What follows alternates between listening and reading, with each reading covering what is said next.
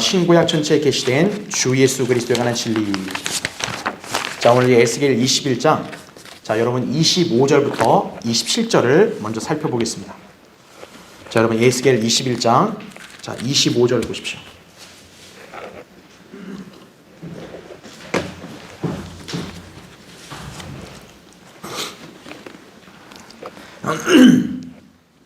자, 에스겔 21장. 자, 25절부터 제가 일단 한번 읽을게요. 잘 보십시오. 너 불량스럽고 악한 이스라엘의 통치자야. 자, 오늘 우리의 성경 공부 주제는 이스라엘의 통치자를 볼 거예요. 근데 지금 이 통치자는 지금 이미지가 어때요? 굉장히 부정적이죠. 불량스럽다, 악하다 그랬어요. 이건 지금 어떤 특정한 인물을 뭔가 가리키는 그런 뉘앙스를 우리가 느낄 수 있어요. 그렇죠? 근데 보세요. 내 날이 이르렀으니 죄악이 끝나리라 이렇게 말합니다. 그러면서 26절 주 하나님이 이같이 말하노라 두건을 제거하고 왕관을 벗기라. 이것이 그대로 있지 아니하리라. 낮은 자를 높이고 높은 자를 낮추라 그랬어요. 여기 보면 지금 낮은 자가 있고 또 높은 자가 있는데 둘의 위치가 이제 나중에 가서 정 바뀌게 되는 거죠. 그러니까 여기 뭔가 두 인물이 지금 여기 있는 거예요. 그렇죠? 그 다음에 27절 내가 그것을 뒤집어 엎고 뒤집어 엎으며 뒤집어 엎으리니 권리를 가진 그분이 오시기까지는 그것이 다시 없으리라. 그리고 내가 그것을 그에게 주리라 이거죠. 자, 여기 보시면은 권리가 그분이 오실 때까지 없다. 하지만 그분이 오시면 그게 주어진다라는 거죠. 여기 보면 26절에 왕관이란 말이 나오죠. 왕관은 쓰는 자가 누구예요? 왕이죠. 왕은 통치를 하는 거죠. 통치의 권리가 이제 주어지는 사람이 있다는 거죠. 자, 이 구절이 좀 여러분 어려울 수 있는데 사실 이 구절은 지금 대환란과 재림에 관한 예언들이 여기에 함축되어 있는 거예요. 그래서 오늘 주제는 뭐냐? 여러분 교환을 보시면 이스라엘의 두 통치자에 대해서 한번 살펴보려고 합니다. 하지만 이 두 통치자들은 정반대라 보시면 돼요. 한 사람은 정말 진짜 통치자고 한 사람은 이스라엘의 통치자로 행세하는 가짜예요. 그 가짜가 바로 25절에 나온 대로 악한 이스라엘의 통치자다라는 거죠. 자, 그럼 이제 여러분은 제가 굳이 언급을 안 해도 벌써 감이 오시죠, 그렇죠? 두 통치자가 누군지, 그렇죠? 자, 한번 교환을 볼게요. 이스라엘의 통치자는 다름 아닌 주 예수 그리스도시다. 주님은 이스라엘에게 약속된 메시아로서 장차 이스라엘을 통치하시러 오실 것이다 이거죠. 우리 여러분 이제 이사야 9장 6절 7절 예전에 우리 공부했죠, 그렇죠? 얘는 우리에게 한 아이가 태어났고 우리에게 한 아들이 주어졌으니 여기서 우리는 바로 이제 이스라엘 가리키는 거죠. 그러니까 이스라엘에 이제 한 아들이 태어나는데 보세요. 정부가 그의 어깨 위에 있을 것이요. 그의 이름은 뭐 이렇게 여러 가지가 나오면서 나중에 뭐라고 하냐면 화평의 통치자라 불리리라 그랬어요. 자, 이스라엘에 이제 한 아이가 태어나는데 그 아이는 정부가 그의 어깨 위에 있다. 다시 말하면 이제 통치를 하는 거죠. 정부에서. 그리고 화평의 통치자라 불린다 그랬죠. 그럼 여러분이 잘 아시다시피 여기에 한 아들은 누굴 가리키겠어요? 예수 그리스도를 당연히 가리키겠죠. 그의 정부와 화평의 증가함이 다윗의 보좌와 그의 왕국 위에 바르게 세워지고 라는 말을 합니다. 자, 그러니까 이스라엘의 참 진정한 통치자는 누군 거예요? 예수 그리스도신 거예요. 그런데 이제 문제가 생겨요. 바로 마귀입니다. 계속 보십시오. 마귀는 예수 그리스도를 모방해요. 그러니까 여러분이 아셔야 될 게 마귀의 주특기가 뭐냐면 흉내입니다. 흉내. 하나님을 흉내내는 자가 마귀예요. 그래서 이 마귀의 특징은 뭐냐면 하나님과 관련된 것들을 죄다 모방해서 쉽게 말하면 짝퉁을 만들어내는 거예요. 짝퉁. 우리가 많이 아는 뭐 거짓 선지자들, 그렇죠? 거짓 교사들, 거짓 목사들, 거짓 교회들, 가짜 성경들. 마귀는 바로 하나님을 흉내낸 짝퉁을 만들어내는 거예요. 자, 마귀는 심지어 어떻게 하냐면은 예수 그리스도를 또 흉내냅니다. 그래서 이제 그자가 이제 어때요? 그리스도라고 자칭 그렇게 자기를 제시하고 나타난다 이거죠. 우리가 잘 아는 적그리스도가 바로 그 존재죠. 근데 그 역시 이스라엘의 통치자로 자신을 드러낼 것이다 이거예요. 그러니까 이제 적그리스도는 예수 그리스도를 흉내내서 온 자인데 예수 그리스도가 이스라엘의 통치자니까 적그리스도도 역시 뭐로 나타나는 자신을 제시하는 거예요? 이스라엘의 통치자로 자신을 제시하는 거예요. 그러니까 여기서 보면 적그리스도가 지금 이따 보겠지만 어느 민족 사람으로 온다는 거 알 수 있는 거예요? 이스라엘 사람으로 온다는 거예요. 적그리스도도. 왜냐하면 예수 그리스도도 이스라엘 사람이시니까 적그리스도도 이스라엘 사람으로 오는 거예요. 그래서 이스라엘의 통치자가 된다는 거예요. 이자가. 자, 이 점에 관해서 에스겔 선지자는 적그리스도가 이스라엘의 통치자임을 예언하고 있다. 이죠. 자, 이스라엘은 그 거짓 메시아에게 속아 그를 영접할 것입니다. 요한복음 5장 43절 나중에 보겠지만 이제 초림 때 예수 그리스도가 아버지 이름으로 왔는데 정작 참 메시아는 거부하고 거짓 메시아를 받아들이는 거예요. 이스라엘이. 하지만 훗날 예수 그리스도께서 재림하시면 그의 거짓 통치는 종결될 것이고 마침내 주님께서 참 이스라엘의 통치자로서 그들을 이제 다스리실 것이다 이거죠. 그러니까 여기 이 짧은 두세 구절 안에 이 엄청난 심오한 많은 내용들이 어떻게 함축되어 있는 거예요 지금. 그러니까 여러분 오늘 이제 그거를 우리가 살펴볼 것이다 이거죠. 자, 이스라엘의 통치자, 이 두 통치자들에 대해서 한번 볼 텐데요. 자, 첫 번째 보세요. 교환에 너 불량스럽고 악한 이스라엘의 통치자야, 내 날이 이르렀으니 죄악이 끝나리라 이렇게 말하고 있습니다. 자, 여러분 이거를 한 번에 연결하려고 하지 말고 내 날이 이르렀으니 하고 짝대기를 그은 다음에 죄악이 끝나리라 이렇게 이해하셔야 돼요. 자, 왜 그러냐면 이 구절은 역사적으로 당대 유다의 왕에게 적용하기에는 무리가 있다 이거죠. 지금 여기 보면 불량스럽고 악한 이스라엘 통치자 그러면 그냥 역사적으로 이스라엘 나쁜 왕들 이렇게 생각한단 말이에요. 근데 그러면 이게 안 맞는 거예요. 이 구절이. 왜냐? 죄악이 끝나리란 말하고 안 맞는 거예요. 실제로 지금 에스겔이 이걸 기록할 때 지금 남왕국 유다에는 시드키야 왕이 있는데 그럼 만약 이걸 시드키야 왕에게 적용하면 자, 시드키야 왕이 날이 이르렀으니 죄악이 끝난다. 그럼 누구 죄악이 끝난다는 거예요? 죄악이 이때 끝난 적이 없어요. 그러니까 이 구절은 결코 과거의 역사에 해당되는 말씀이 아니라 장차 미래에 있을 예언인 거예요. 즉 미래에는 이스라엘의 악한 통치자가 나타나고 그 자의 날이 끝나면 이제는 죄악이 끝난다 이거죠.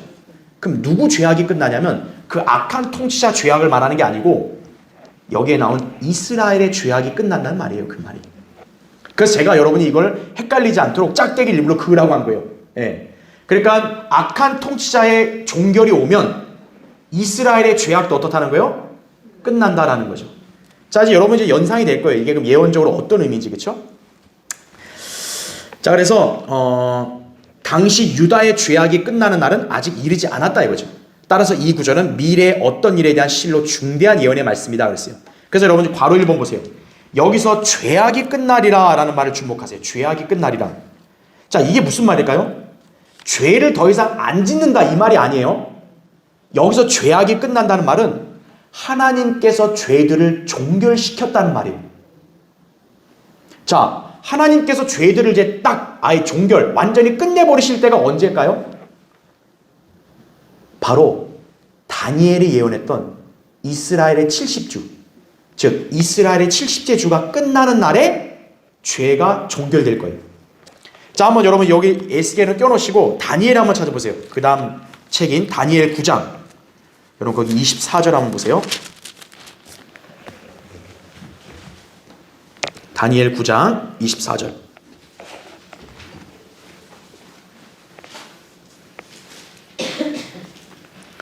자, 제가 70주 이 다니엘의 강의는 예전에 다니엘 강의할 때 아주 자세히 했으니까 혹시 이제 유튜브 보시는 분들은 다니엘 강의 그때 보시면 되고요.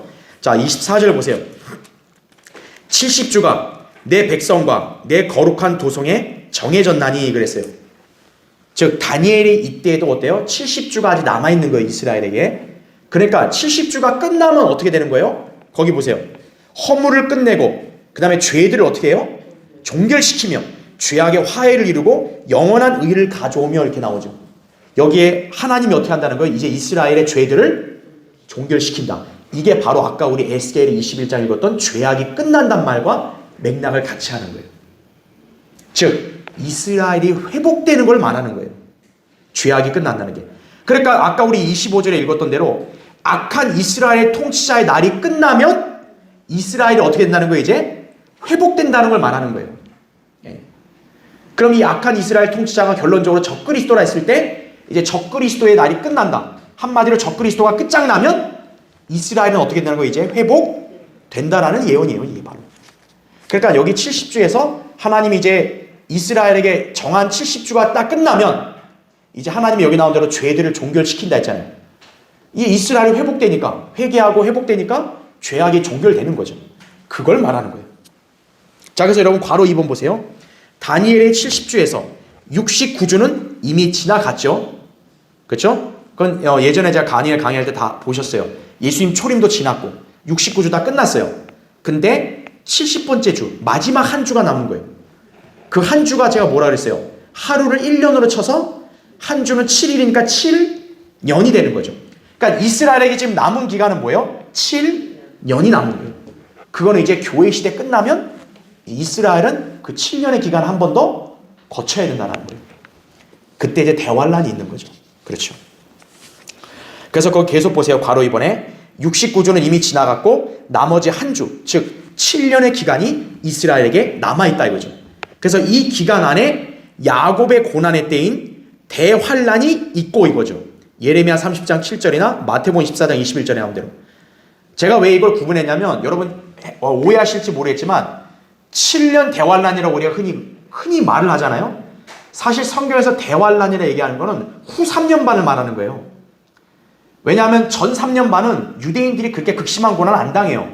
그땐 적그리스도가 거짓 언약으로 속이기 때문에 대환란이라 했을 때는 극심한 고난받는 기간이기 때문에 후 3년 반을 가리키는 거예요. 예. 그러니까 우리는 대신 그런 걸 편하게 그냥 7년 대환란 얘기하죠. 왜냐하면 어차피 이스라엘의 경륜이니까 그때는. 근데 여러분 이제 정확한 용어를 잘 아셔야 돼요. 그래서 제가 여러분에게 대환란이다 이렇게 딱 얘기 안 하고 7년 안에 대환란이 있다. 이제 그런 얘기를 한 거예요, 제가. 예. 그리고 대환란이 끝나는 날에 이제 이스라엘의 죄악이 끝날이란 예언이 성취될 것이다. 이건 제가 여러 번 지금 선지서 공부하면서 우리 다 봤잖아요. 그렇죠? 이제 대환란 끝나면 이스라엘이 회개하고 회복된다.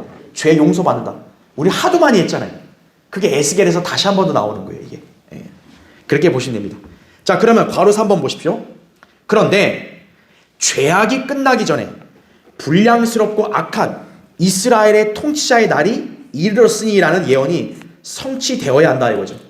자, 이것은 대환란 기간 중에 이스라엘을 통치하는 악한 자가 파멸할 것을 말한다라는 거죠. 즉 대환란 기간 동안에는 이스라엘을 통치하는 악한 자가 있는데 그 악한 자가 이제 끝장이 나야 어떻게 되는 거예요? 이스라엘의 죄악이 끝난다는 예언도 성취가 된다는 것이에요. 자, 다니엘의 70주의 예언에는요, 예수 그리스도를 가리키는 메시아 통치자가 나오고요. 그리고 또 이스라엘의 도성과 성소를 파괴하는 장차 올 그 통치자와 그의 백성이 있어요. 구분되어 있어요. 여러분 지금 거기 다니엘 혹시 펴져 있나요? 거기 9장 여러분 25절 한번 보세요. 25절에 그러므로 알고 깨달으라 예루살렘을 복원하고 건축하라는 그 명령이 나오는 때부터 메시아 통치자까지, 여러분 거기 메시아 통치자가 고딕체로 돼 있죠. 그건 누굴 가리켜요? 예수 그리스도를 가리키는 거예요. 그러면 26절 보세요. 62주에는 메시아가 끊어질 것이나, 역시 메시아가 고딕체죠. 누구예요? 예수 그리스도를 가리키는 거예요. 그러면 예수 그리스도가 끊어진단 말이 무슨 말이에요? 십자가에서 죽는 걸 말하는 거예요. 그렇죠? 왜냐하면 메시아가 죽임당한 적은 십자가 때 아니에요. 그렇죠? 그래서 메시아가 끊어질 것이나 자신을 위해서가 아니요 라고 나오면서 그 다음 잘 보세요. 또 장차 올 뭐라 그래요? 그 통치자. 이 자는 누굴 가리키는 거예요? 적그리스도요. 근데 대다수 교회들은 이 통치자를 예수 그리스도라 가르치고 있어요. 그러니까 성경에 무지하니까 그러는 거예요. 그러니까 제가 구분을 잘하라고 한 거예요. 통치자가 두 부류가 있는 거예요. 여기 나온 대로 메시아 통치자가 있고, 그리고 26절에 나온 대로 장차 올 통치자가 있다는 거예요. 이 자는 예수님이 아니라 적그리스도인 거예요. 왜? 이 자가 와서 무슨 짓을 해요 지금? 도성과 성소를 파괴한다. 아니 예수님이 이스라엘 도성을 왜 파괴해요? 그러니까 이건 예수님이 아니라 바로 적그리스도를 가리키는 거죠. 그래서 제가 여러분 지금 에스겔 21장 이 예언을 보면서 다니엘 70제주랑 왜 연계를 시켰냐면 연관이 많은 거예요. 바로 이스라엘 통치자 했을 때는 예수 그리스도만 있는 게 아니고 적그리스도도 이스라엘 통치자로 장차 온다라는 거예요. 그 자가 바로 아까 우리 25절에서 말했던 불량스럽고 악한 이스라엘 통치자라고 말씀하고 있는 것이. 그래서 이 자가 끝나야, 파멸돼야 이스라엘의 죄악이 어떻게 된다는 거예요? 끝난다는 얘기죠. 종결된다는 얘기죠. 아까 우리 읽었던 대로 70주가 딱 끝나면 어때요? 하나님이 죄들을 종결시킨다는 거죠. 70주 끝날 때가 바로 적그리스도가 패망할 때 아니겠어요? 그러니까 적그리스도가 파멸하고 나면 이제 이스라엘의 죄악이 끝난다. 그거를 말씀하고 있는 거다. 여러분 그렇게 이해하시면 되겠습니다. 그래서 여러분 괄호 4번 보세요. 이스라엘의 참 통치자이신 메시아께서 이 땅에 오시기 전에 먼저 이스라엘을 박해하고 예루살렘을 파괴할 그 통치자가 나타나 한때와 두때와 반때 곧 3년 6개월간 세상을 통치하려고 할 것이다 이거죠. 여러분 이 자가 어디로 들어가서 통치하겠어요? 예루살렘으로 들어가는 거예요. 이 자가. 왜요? 장차 예수 그리스도가 어디에 보좌에 앉아요? 예루살렘에 있는 보좌에 앉잖아요. 그러니까 이 자도 어때요? 예루살렘의 이제 성전 지성소로 가는 거예요. 하나님으로 자기를 이제 내세우는 거죠. 이 자가 바로 불량스럽고 악한 이스라엘의 통치자다 이거죠. 자, 그 다음에 괄호 5번 보십시오. 그러나 이스라엘의 죄악이 끝나는 시점이 대환란 끝이듯이 이 불량스럽고 악한 이스라엘의 통치자가 파멸의 날을 맞는 것도 대환란 끝이다. 그러면 이스라엘의 진정한 통치자이신 메시아 곧 주 예수 그리스도께서 재림하셔서 마침내 이스라엘의 왕으로서 통치하실 것이다 이거죠. 자, 그래서 여러분 일단 첫 번째 좀 판서를 좀 해드리면, 자 여기서 불량스럽고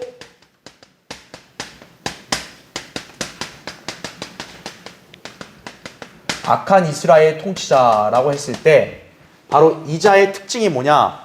이 자가 바로 대환란 때, 그렇죠? 대환란 때 활동할 적그리스도를 가리킨다라는 거죠. 그렇죠. 그래서 이 적그리스도를, 대환란 때 활약할 적그리스도를 뭐라고 하냐? 장차 올 그 통치자라고 다니엘 9장 26절에서 말씀하고 있는 거예요. 장차 올. 예.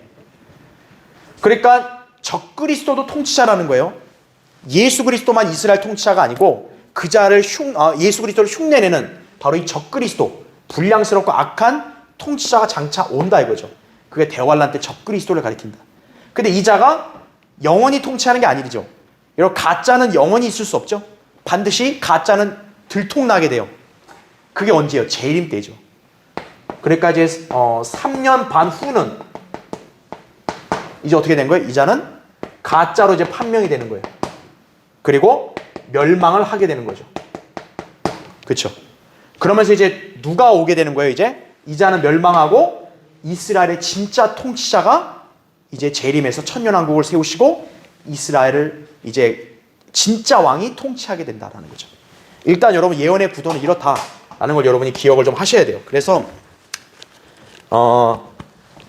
제가 얘기한 대로 이 장차 올 불량스럽고 악한 이스라엘 통치자는 이제 메시아를 흉내내서 이렇게 가장하고 오는 거짓 그리스도, 메시아를 가리킨다. 일단 여러분 그렇게 보시면 돼요. 자, 그럼 이제 밑에 두 번째 보세요. 자, 그렇다면 여기 불량스럽고 악한 이스라엘 통치자는 누구인가? 자, 우리 이거 방금 했어요. 자, 근데 좀 더 자세히 한번 해볼게요. 예수 그리스도께서는 이 자를 일컬어서 이 세상의 통치자라고 말씀하셨다 이거죠. 요한복음 12장 31절에 보면 예수님은 이 마귀를 갖다가 이 세상의 통치자라 그래요. 그러니까 이게 단순히 마귀가 그냥 영적으로 관장한다 이게 아니고 실제로 마귀가 이 세상에 인간으로 와서 통치할 거라는 걸 말하는 거예요. 지금 이 세상의 통치자가. 예. 이 자는 바로 마귀요. 그럼 마귀가 인간으로 육화돼서 나타난 존재가 누구예요? 적 그리스도다라는 걸 알리는 거죠. 자, 그럼 그 다음 페이지 보십시오. 자, 괄호 1번. 예수 그리스도께서 육신을 입고 오신 하나님이라는 사실이 경건의 신비이듯이. 그렇죠. 우리 디모데전서 3장 16절 보면 하나님께서 육신으로 나타냈다 그랬잖아요. 신비예요, 신비. 어떻게 하나님이 인간 아기로 태어나냐 이거예요. 신비라는 거죠. 자, 근데 그걸 어떻게 마귀도 하나님을 흉내내서 사람의 몸을 입고 인간으로 육하여 나타난다는 것이 뭐라고 그랬어요? 불법의 신비다. 그러니까 예수 그리스도, 하나님이신 그분이 예수 그리스도로 나타난 건 경건의 신비고, 사탄, 마귀가 인간인 적그리스도로 나타나는 것은 불법의 신비다라는 거죠. 마귀는 실제로 인간으로 육화하여 사람의 모습으로 나타나 종종 활동했었다라는 거죠. 그래서 요한일서에도 보면은 적그리스도들이 많다 그랬잖아요. 예. 바울도 불법의 신비가 이미 활동하고 있다 그랬어요. 당시에는 로마 황제들을 가리키는 거예요. 왜? 로마 황제들은 자기들을 하나님처럼 신성시했으니까요. 예. 자, 그런데 바로 2번 보십시오. 그러나 대환란 때 마귀가 육화하여 나타날 적그리스도는 죄의 사람, 곧 멸망의 아들이다라는 거죠. 예, 바로 이자가. 그래서 데살로니가서 2장 4절에는 이렇게 나와요. 그는 대적하는 자며 또 하나님이라고 불리는 모든 것과 숭배받는 대상 위에 자신을 높여 하나님의 성전에 앉아 하나님처럼 보여 자신을 하나님이라고 하느니라 이거죠. 예. 그러니까 이자가 바로 불법의 신비의 절정인 거죠. 완전히 이 불법자가. 이제 마귀가 대환란 때 적그리스도로 딱 짐승으로 나타나면 어디에 앉는 거예요? 저기 대한민국 청와대가 아니고 미국 백악관이 아니고 바로 살렘에 있는 성전에, 그 지성소, 하나님이 임재한다는 그 지성소에 앉는 거예요. 이자가. 그 자기를 하나님이라고 한다. 그럼 여러분 생각해 보세요. 이자가 예루살렘에 있는 그 성전에 앉는다면 당연히 하나님이라 할 뿐만 아니라 자기를 뭐로도 가장하겠어요? 내가 너희 이스라엘을 통치할 왕이다, 메시아다. 이렇게 자기를 또 속일 거라고요. 그렇죠. 예. 왜냐하면 이스라엘 사람이 아니고서는 예루살렘의 성전에 누구도 들어갈 수 없는 거예요. 거기에. 그렇죠. 여러분, 이스라엘 사람이 아무리 어리석다 해도 그런 거 속겠어요? 왜 이방인이 와가지고 갑자기 자기네 성전에 지성소 앉으면 저 미친 사람이라고 다 죽일 거 아니겠어요? 근데 이스라엘 사람이 거기 앉으니까 아, 우리의 메시아구나, 이렇게 속이기가 유리하다는 거죠. 네. 그러니까 이때 수많은 유대인들이 어때요? 속임을 당하는 거예요. 신실한 소수의 유대인들만이 속지 않는 거죠. 네. 자, 바로 이자가 심히 불량스럽고 악한 존재이며 하나님을 어떻게든 흉내내려고 하는 것이다. 이렇게 기억하시면 돼요. 자, 괄호 3번 보세요. 그래서 수많은 유대인들은 이자를 메시아로 착각하여 영접하게 될 것이다. 예수님께서는 진즉이 이 점을 언급하셨다 이거예요. 거기 나오죠. 요한복음 5장 43절에 내가 나의 아버지의 이름으로 왔으나 너희가 나를 영접하지 아니하는도다. 만일 다른 자가 자기 이름으로 오면 너희는 그를 영접하리라 그랬어요. 자, 예수님은 아버지 하나님의 이름으로 왔잖아요. 근데 정작 유대인들은 예수님을 영접하지 않았죠. 그러니까 예수님이 뭐라고 말씀해요? 만일 다른 자가 자기 이름으로 오면 너희는 오히려 그를 영접할 거다. 바로 이 다른 자가 누구예요? 적그리스도를 가리키는 거죠. 자, 괄호 4번 보세요. 그러면 여러분 여기 볼 때, 야, 마귀가 진짜 인간으로 나타난다? 아, 그게 가능할까? 여러분이 약간 좀 의아하고 좀 약간 이해하기 어렵다고 생각할 수 있는데, 자, 근데 성경에 기록된 대로만 여러분 비교해 보면 하나도 어렵지 않아요. 괄호 4번 보세요. 성경은 적그리스도에 관해 짐승이라 규정합니다. 짐승. 이자가 끝없이 깊은 구렁에서 올라올 것이라고 말씀한다 이거죠. 이 자에 대해서 성경은 끝없이 깊은 구렁의 천사요 왕으로 묘사한다 그랬어요. 여러분 거기 다니엘집 펴져 있으면 다니엘 7장 한번 보세요.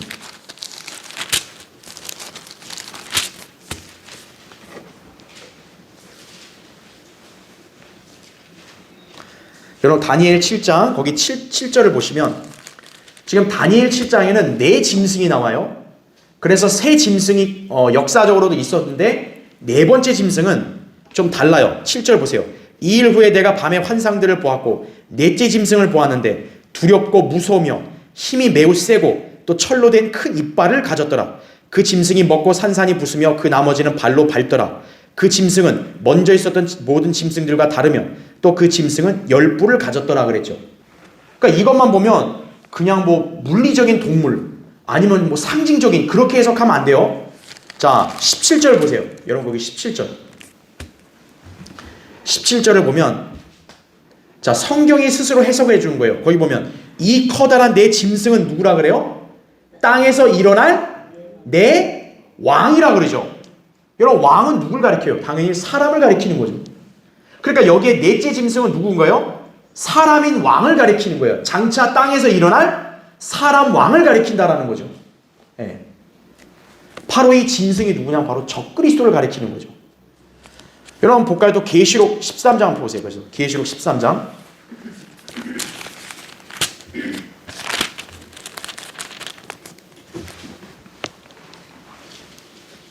계시록 13장 1절 보세요. 아까 우리 다니엘에서 넷째 짐승은 뿔이 몇 개라 그랬어요? 10개라 그랬어요. 그럼 여기 13장 보세요. 계시록 13장 1절. 내가 바닷가 모래 위에 서서 보니 한 짐승이 바다에서 올라오는데 7머리와 뭘 가졌대요? 10뿔을 가졌더라. 그 뿔들에는 10개의 왕관이 있고 그 머리들에는 하나님을 모독하는 이름이 있더라 그랬죠. 자, 이 짐승이 아까 다니엘 7장의 짐승과 일치하죠. 뿔이 10개. 그쵸? 근데 그 뿔은 10개의 왕관이라 그랬죠. 그러니까 이 짐승은 물리적인 동물을 가리키는 게 아니라는 거예요. 바로 어떤 특정한 인물을 가리키는 거예요. 그래서 그 증거가 여러분 18절 보세요. 거기 13장 18절. 13장 18절. 자, 13장 18절 보면 지혜가 여기에 있으니 지각이 있는 자는 그 짐승의 숫자를 헤아려 보라. 여러분 거기 그 짐승이라고 나오죠? 근데 보세요. 그것은 뭐라고 얘기해요? 한 사람의 숫자이니. 아하. 짐승을 결국 누구라 가리켜요? 한 사람이라 가리키죠. 다시 말하면 마귀가 어떤 거예요? 한 사람으로 육화, 인간화돼서 이 땅에 나타나는 것이에요. 예. 그래서 바로 이 자가 적그리스도라는 것을 우리 알 수 있는 거죠. 그래서 이 자는 통치자다 이거죠. 그것도 누구요? 예수 그리스도를 모방하니까 이스라엘의 통치자로 오는 거죠. 예. 자, 그래서 사람이라는 거 알았고 또 계시록 9장 보세요. 계시록 9장 11절. 계시록 9장 11절 보면 또 그들에게는 자기들을 다스리는 뭐가 있대요? 왕이 있으니 그럽니다. 계시록 9장 11절에 또 그들에게는 자기들 다스리는 왕이 있으니 끝없이 깊은 구렁에 뭐라 그래요? 천사요. 그의 이름은 히브리어로 아바돈이며 헬라어로 그의 이름은 아폴론이더라 이거죠. 그러니까 여기에 왕이 나오죠. 역시 그렇죠? 그러니까 이 짐승은 사람인 왕이다라는 거죠. 우리는 여기서 알 수 있는 거예요. 자, 그래서 여러분 이제 그거는 제가 괄호 4번에 설명한 거예요. 그래서 이제 교환에 다시 교환으로 넘어와서 괄호 5번 보세요. 괄호 5번. 따라서 여기 통치자는 짐승으로서 인간으로 육화하여 나타난 마귀이자 적그리스도를 가리킨다라는 거죠. 이 자는 지금 끝없이 깊은 구렁의 왕이요 천사로 있는 멸망의 아들이다. 자, 여러분 멸망의 아들이라는 표현도 잘 기억해 두세요. 자, 그래서 일단 여기 칠판을 보면 불량스럽고 아까 이스라엘 통치했을 때는 바로 이 자는 누구냐? 마귀가 육화한, 그렇죠? 한 사람, 적그리스도를 가리키는 거죠. 그러니까 이 적그리스도는 짐승인데 이 짐승은 왕인 한 사람이다라는 거죠. 예. 그냥 무슨 뭐 호랑이나 이런 짐승이 아니고 말 그대로 왕인 한 사람을 가리킨다라는 거죠. 바로 이 자가 이스라엘의 통치자다라는 거죠. 예. 그러니까 아니 마귀는 영적 존재 아니냐? 그런데 마귀도 어때요? 예수 그리스도를 모방해서 인간으로 육화해서 이 땅에 사람으로 나타난다 이거죠. 예, 그걸 가리킨 거예요. 자, 그러면 일단 요거는 뵙고 이게 이제 불법의 신비다 자 말씀드렸죠. 자, 그럼 이제 세 번째 보세요. 자, 이제 세 번째가 굉장히 중요한 내용이에요. 마귀가 육하여 적그리스도로 나타날 때, 자, 그는 뭐가 된다 그래요? 이스라엘의 통치자가 될 것이다 이거죠. 다른 나라 통치자가 아니라 하필이면 이스라엘의 통치자라 그래요. 이것은 그가 유대인의 혈통을 지닌 인물로 나타날 것을 암시하는 거예요. 그러니까 앞으로 장차 대환란 때 이제 세상을 주무르게 될 적그리스도가 바로 어느 민족, 어느 혈통으로 온다는 거예요? 유대인의 혈통으로 온다는 거죠. 그래서 그 자가 이스라엘의 통치자라고 불릴 수 있는 거예요. 자, 그러면 볼게요. 괄호 1번. 자, 적그리스도가 이스라엘 유대인이라는 것을 성경 어디에도 얘기하냐면 다니엘에서도 얘기해요. 괄호 1번 보세요. 선지자 다니엘은 이 적그리스도에 관해서 이런 예언을 계시받았어요. 다니엘 11장 36절 37절에 보면 그 왕이 자기 뜻대로 행하고 자신을 높일 것이요 모든 신보다 자기를 높이고 그랬죠. 딱 이거 보면 적그리스도 멸망의 아들이 떠오르죠. 아까 우리 데살로니가서 2장 4절에도 이 자가 하나님처럼 보여가지고 막 자기를 하나님이라고 그러잖아요. 그 자가 바로 여기 보면 그 왕이라고 나온다고요. 그 왕이 자기를 높여요. 적그리스도예요. 근데 37절에는 이런 말이 나와요. 또 그는 뭐라고 나와요? 자기 조상들의 하나님이란 말을 씁니다. 그러니까 이 적그리스도가 자기 조상이 믿는 대상이 누구라는 거예요? 하나님이라는 거예요. 여호와 하나님. 자, 하나님의 백성은 누굽니까? 이스라엘 백성 아니에요. 그러니까 적그리스도는 결국 적그리스도의 그 육신의 조상은 누구라는 거예요? 이스라엘이라는 걸 가리키고 있는 거예요. 여기서 자기 조상들의 하나님이란 말 쓰잖아요. 성경 전체를 보면 자기들의 하나님이라고 부를 수 있는 자격 있는 민족은 누구밖에 없어요? 이스라엘, 유대인밖에 없다는 거죠. 그러니까 이 적그리스도는 유대인의 혈통으로 온다는 거예요. 지금 그걸 볼 수 있죠. 괄호 2번. 자, 그러면 적그리스도가 유대인으로 온다는 말이 참 감이 안 잡히면 여러분이 쉽게 연상할 수 있는 인물이 있어요. 그게 누구냐? 바로 초림 때 누구예요? 유다 이스카리옷인 거예요. 네. 자, 괄호 1번, 동그라미 1번 보세요. 자, 예수 그리스도께서는요 유다 이스카리옷을 가리켜서 이렇게 말씀했어요. 요한복음 6장 70절 71절 보면 예수께서 그들에게 대답하시기를 내가 너희 12를 택하지 아니하였느냐? 그러나 너희 중에 하나는 뭐라 그래요? 마귀니라. 주께서는 시몬의 아들 유다 이스카리옷에 대해 말씀하셨으니 이는 그가 12 가운데 하나로 주를 배반할 자였음이라. 그죠? 지금 이 구절을 보면 예수님은 유다 이스카리옷이 마귀 들렸다 이렇게 쓰지 않고 그는 원래부터 뭐라 그래요? 그냥 마귀다 이렇게 얘기하는 거예요. 근데 좀 희한한 게 뭐냐면 여기 유다 이스카리옷은 인간 아버지가 있어요 없어요? 여기 보면 분명히 있어요. 시몬이에요. 시몬. 그러니까 우리가 알아야 될 게 마귀가 인간으로 육할 때는요 그 인간 보통 이제 인간은 이제 부모끼리 해서 자식이 나오잖아요. 근데 어떤 경우에는 바로 마귀의 씨도 있을 수 있다는 거예요. 그게 유다 이스카리옷이죠 바로. 그렇죠? 그러니까 이 자는 단순한 시몬의 씨라고 하기보다는 그 이상의 상징적 의미를 가진 인물인 거예요. 바로 마귀의 씨죠. 마귀가 육화돼서 나타난 존재라는 거죠. 네. 그러니까 여러분은 그 개념이 이성으로 이해하기 어렵지만 하나님 말씀을 기록된 대로 믿어야 되는 거예요. 아하. 그러니까 적그리스도가 갑자기 33살로 뿅 나타난다고 할 수 있는데 그게 아니고 어떻게 보면 이렇게 육화돼서 이렇게 이 유다 이스카리ot처럼 이런 식으로 죄의 사람이 나타나서 멸망의 아들이 될 수 있다는 거죠. 자, 그건 좀 심오하니까 여기까지만 하고요. 나중에 따로 하기로 하고. 자, 그래서 주님은 유다 이스카리ot을 단순한 그냥 인간이라 얘기 않고 마귀라 한 거예요. 그러면 동그라미 2번 보세요. 또한 예수님께서는 유다 이스카리ot을 뭐로 부르셨어요? 멸망의 아들로 부르셨어요. 요한복음 17장 12절 보면 예수님이 아버지 하나님께 기도할 때 아버지 하나님께서 나에게 맡겨주신 모든 자들을 다 지켰고 멸망의 아들 외에는 떨어져 나간 사람이 없다 그랬어요. 자, 예수님의 12 제자들 중에서 지금 누가 떨어져 나갔죠? 유다 이스카리ot이죠. 그러니까 예수님은 그를 뭐라고 말하는 거예요? 멸망의 아들이라고 말한다는 거죠.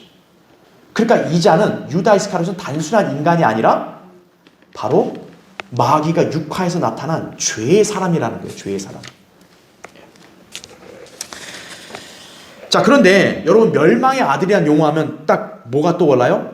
사도 바울에 따르면은 멸망의 아들은 적그리스도를 가리키거든요.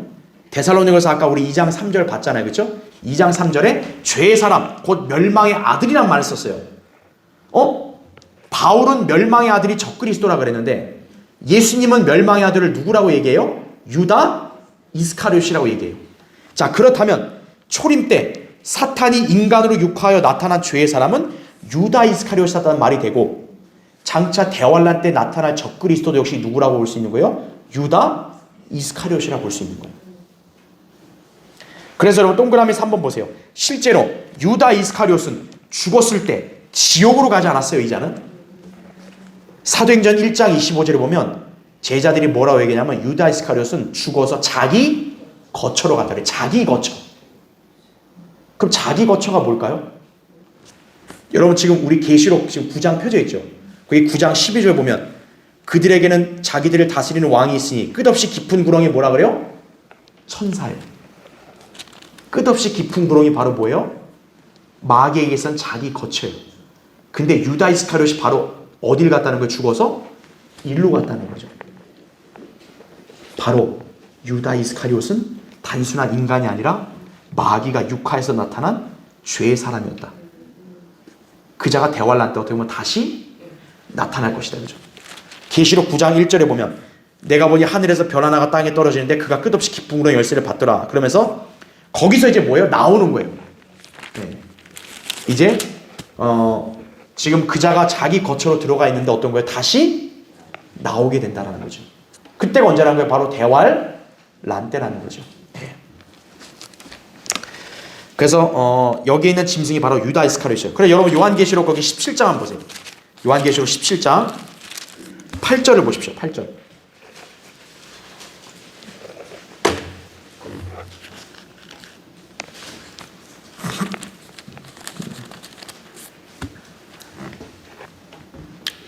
자, 요한계시록 17장 8절을 보면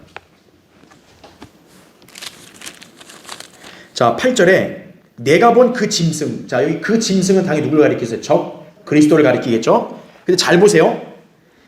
전에 있었다가 지금은 없고란 말이에요.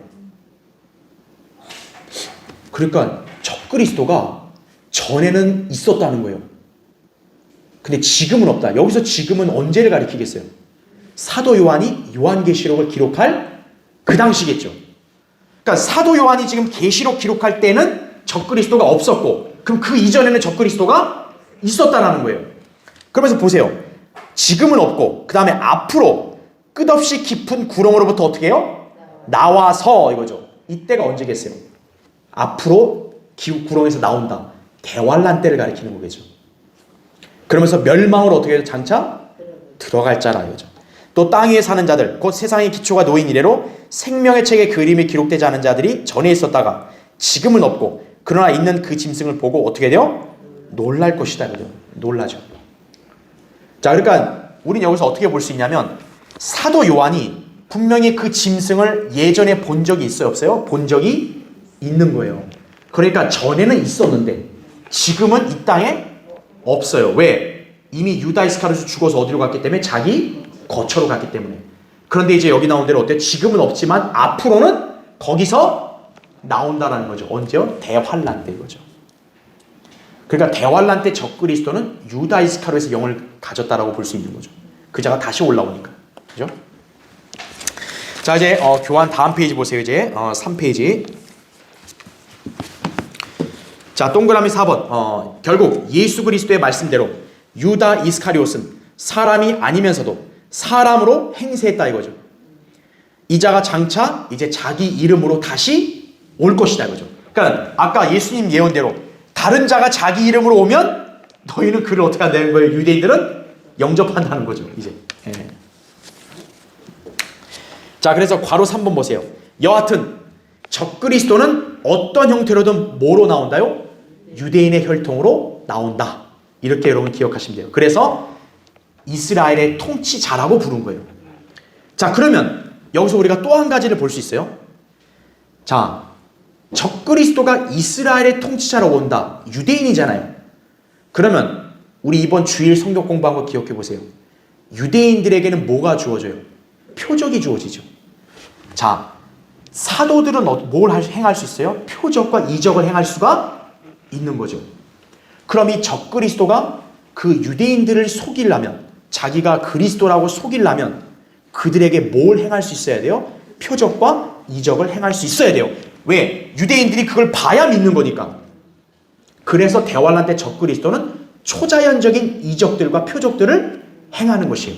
그러니까 유대인들이 거의 속게 될 수밖에 없는 거예요. 예. 자, 한번 더 찾아볼게요. 데살로니가서 보세요. 데살로니가서 2장. 데살로니가서 2장. 9절 보세요. 9절. 데살로니가서 2장 9절부터 10절 볼게요. 그 악한 자가 오는 것은, 여기서 그 악한 자는 적그리스도를 가리키겠죠. 그렇죠? 잘 보세요. 사탄의 역사에 따라 모든 능력과 그다음 뭐예요? 표적들과 그다음 뭐예요? 거짓 이적들과 멸망하는 자들 안에 있는 모든 불의의 속임수로 오는 것이니 이렇게 말하고 있습니다. 그러니까 이렇게 오니까 그런 표적, 믿음이 없는 사람들은 그 표적만 보고 어떻게 하겠어요? 아, 저분이 메시아다. 아, 저분이 우리의 구주다. 왕이다. 이렇게 속임을 당하는 거죠. 유대인들도 그럴 진데 하물며 그때 있을 이방인들이 뭐 말할 거 있겠어요, 더? 그냥 눈으로 횡하는 거 보면, 혹하는 거 보면, 아이고, 저분은 진짜 인류의 구주다. 이렇게 그냥 기꺼이 속아 넘어가는 거죠. 그렇죠? 자, 이제 교환으로 넘어오시면 괄호 4번 보세요. 괄호 4번. 대환란 기간에 출현한 그는 사탄으로부터 초자연적인 능력을 부여받은 존재라 이거죠. 그렇죠? 계시록 13장 우리 안 읽었지만 나중에 보시면 계시록 13장에 용이 자기의 능력과 권세를 그 짐승에게 줬다 그랬어요.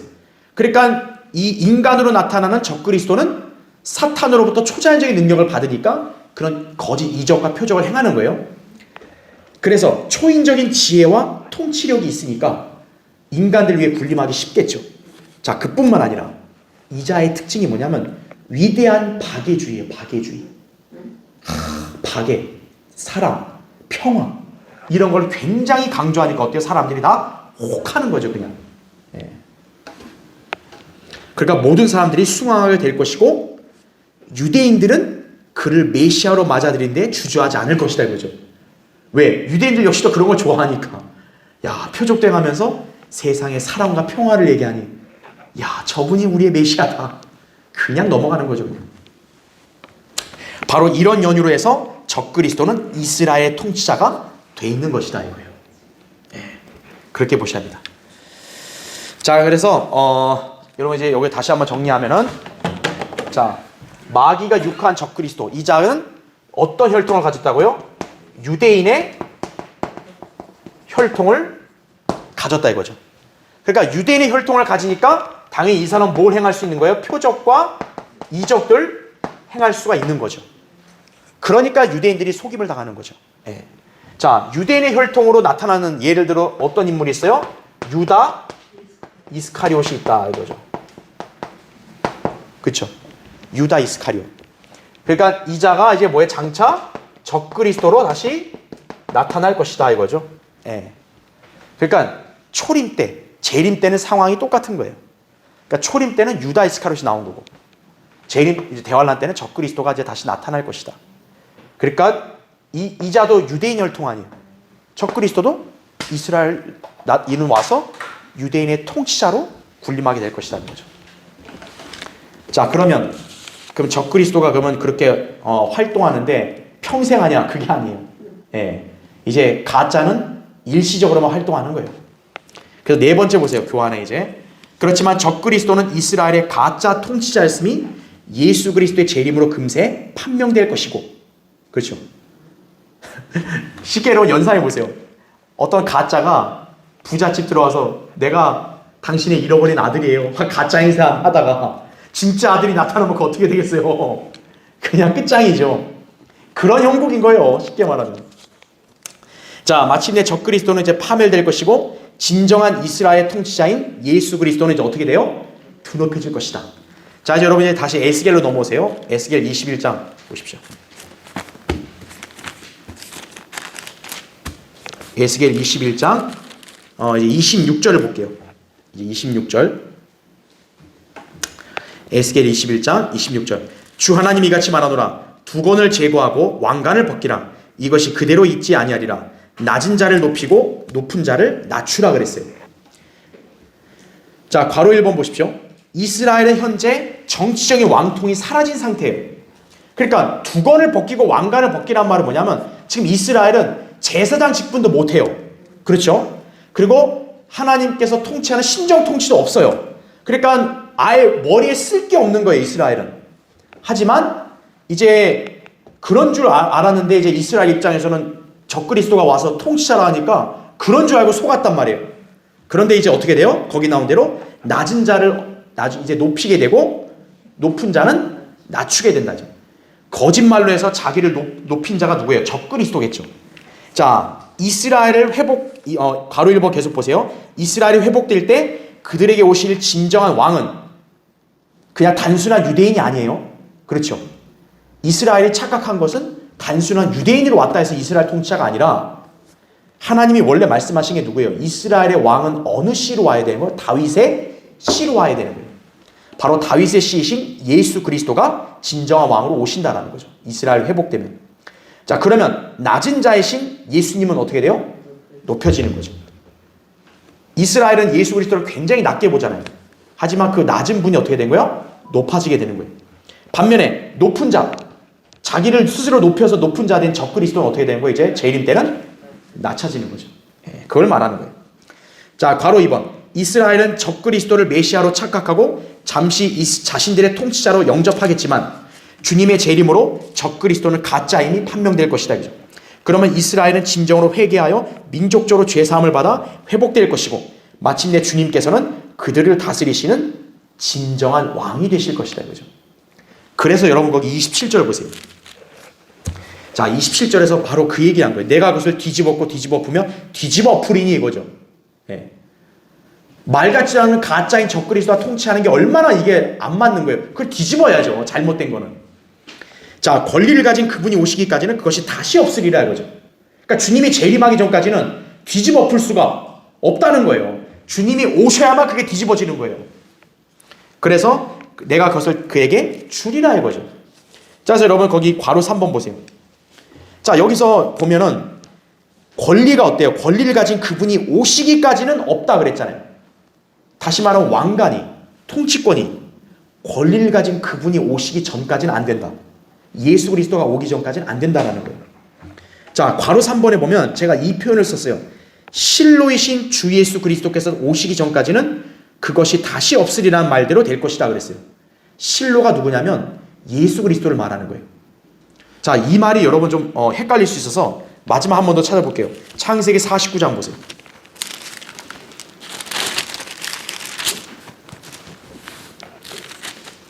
창세기 49장 거기 8절을 보면요. 자, 지금 이거는 야곱이 죽기 전에 이제 각자 아들들에게 유언 겸 예언을 한 거예요. 자, 그래서 8절을 보세요. 49장 8절에 유다야, 너는 내 형제들이 찬양할 자라. 내 손이 내 원수들의 목을 잡을 것이요 내 아비의 아들들이 내 앞에서 절하리라. 자, 9절 보세요. 유다는 사자의 새끼로다. 내 아들아, 내가 먹이를 놓고 올라갔구나. 그는 몸을 구부리고 웅크림이 사자 같고 늙은 사자 같으니 누가 그를 성나게 하리오. 자, 10절 잘 보세요. 홀이 유다에게서 떠나지 않을 것이며 그랬어요. 홀은 왕이 잡는 거기 때문에 왕권을 상징해요. 즉 홀이 유다에게서 떠나지 않는다는 얘기는 결국 왕권이 누구에게 있다는 거예요? 야곱의 아들들 중에 유다 지파에게 있다는 거예요. 근데 또 뭐가 나와요? 실로라는 말이 나오죠. 실로가 오실 때까지 입법자가 그의 발사에서 떠나지 아니하리니 그에게 뭐가 있어요? 백성의 모임이 있을지어다. 여기 실로가 고딕체로 돼 있죠. 바로 이 실로가 누구를 가리키는 거예요? 예수 그리스도를 가리키는 거예요. 즉 예수 그리스도는 어느 지파에서 나온다는 거예요? 유다 지파에서 나온다는 거예요. 그러니까 유다 지파인 바로 이 실로가 오실 때까지는 왕관이 없는 거예요. 이스라엘에게는. 근데 이스라엘에게 영원히 왕관이 없어서는 안 돼요. 왜? 여기 유다에게는 약속했잖아요. 홀이 분명히 유다에게 있고 또 실로가 오시면 입법자가 있다는 거잖아요. 그렇죠? 그러니까 비록 이스라엘의 인간 왕은 더 이상 없을지라도 유다의 후손인 그 아들이 왕이 와야 되는 거죠. 바로 그게 누굽니까? 유다 지파의 사자인 예수 그리스도를 가리키는 거예요. 그러니까 여러분 그거를 보시면서 밑에 괄호 3번 보세요. 홀이 유다에게서 아주 떠나버린 것은 아니다. 비록 유다에게서 인간 왕은 더 이상 없게 되겠지만 영원한 왕이신 예수 그리스도 그 홀은 결코 유다에게서 떠나지 않을 것이다 이거죠. 주님만이 왕관의 권리를 가진 분이시다 이거죠. 예.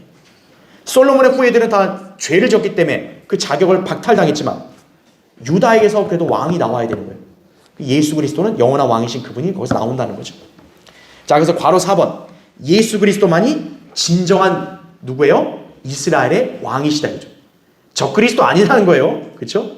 예, 이스라엘은 나중에 속겠지만 두 통치자 중에 진정한 왕은 예수 그리스도시다. 그렇죠? 이 점을 신약에서는 예수님의 제자 나다나엘이 고백을 하고 있어요. 그 나다나엘이 예수님이 간사함이 없다 그랬거든요. 그러니까 주님이 나를 언제부터 아십니까? 빌립이 너를 부르러 가기 전에 니아가 무화과나무 아래에 있는 거 내가 미리 보았다 그랬잖아요. 그건 도저히 인간의 안목으로 볼 수 없는 거거든요. 그때 나다나엘이 그 말을 듣고 바로 어때요? 예수님을 향해서 랍비여, 주는 하나님의 아들이시오. 주는 뭐라 그래요? 이스라엘의 왕이시다 이거죠. 아멘이요, 아멘. 아주 대단한 사람이에요. 그러니까 하나님의 아들뿐만 아니라 뭐라는 거예요? 이스라엘의 왕이시다는 거죠. 진정한 왕이시다는 거죠. 이게 옳게 얘기한 거예요. 그렇죠? 자, 그래서 우리는 오늘 이스라엘의 두 통치자를 봤어요. 그래서 다섯 번째 보세요. 마지막. 그러므로 이러한 정황으로 볼 때 에스겔 21장 25절부터 27절의 말씀은 적그리스도의 출현, 대환란, 그리고 예수 그리스도의 재림, 다윗의 보좌를 총망라해서 언급하고 있는 예언이에요. 구절은 세 구절밖에 안 되는데 이 세 구절 안에도 이런 여러 방대한 예언들이 거기 함축 돼 있는 거예요. 그러니까 여러분 성경을 이렇게 공부를 왜 해야 되는지를 잘 알겠죠, 그렇죠? 자, 다음 시간에 계속 이어서 하겠습니다.